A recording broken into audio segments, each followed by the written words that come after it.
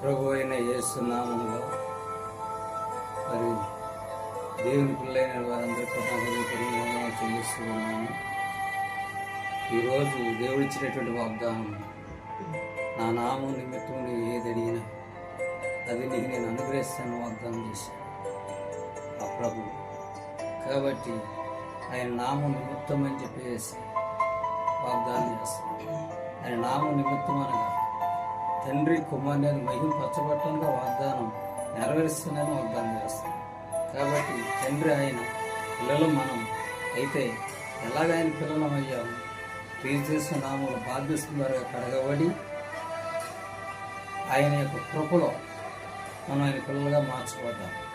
ఆయన మన తండ్రి, మనము ఆయన పిల్లలము. అదిగా అంటున్నారు, నా నామము నిమిత్తము అన్నారు. నామం అనగా నామక